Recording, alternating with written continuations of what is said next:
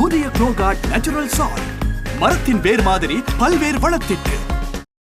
புத்தளத்தில் பல கிராமங்களைச் சேர்ந்த மக்கள் சுமார் 30 வருடங்களாக காட்டு யானை பிரச்சினையை எதிர்நோக்கியுள்ளனர். இன்று அதிகாலை நகருக்கு சென்று கொண்டிருக்கும் போது கல்லடி பிரதேசத்தில் 55 வயதான ஒருவர் காட்டு யானை தாக்கியதில் உயிரிழந்துள்ளார். இந்த சம்பவத்தின் பின்னர் மக்கள் வீதியில் இறங்கி எதிர்ப்பு நடவடிக்கையில் ஈடுபட்டனர். போலீசார் சம்பவ இடத்திற்கு சென்றாலும் நிலைமையை கட்டுப்பாட்டிற்குள் கொண்டு வர முடியவில்லை. இதனால் புத்தளம் குருநாகல் வீதியுடான போக்குவரத்திற்கும் இடையூறு ஏற்பட்டுள்ளது. சிறிது நேரத்தில் வெளிநாட்டு வேலைவாய்ப்பு ஊக்குவிப்பு ராஜாங்க அமைச்சர் பிரியங்க ஜெயரத்ன அவ்விடத்திற்கு சென்றார். புத்தளம் மாவட்ட வனஜீவராசிகள் உதவி பணிப்பாளரும் சம்பவ இடத்திற்கு வருகை தந்திருந்தார்.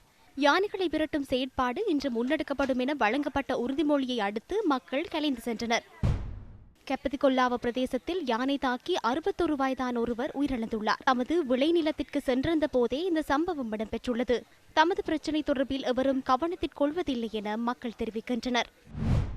மன்னார் தேத்தாவடி பகுதியில் காட்டு யானை தாக்குதலுக்கு இலக்கான 69 வயதான ஒருவர் உயிரிழந்துள்ளார். 3 பேருடன் மாடு மேய்க்க சென்ற ஒருவரே காட்டு யானை தாக்கி உயிரிழந்துள்ளார்.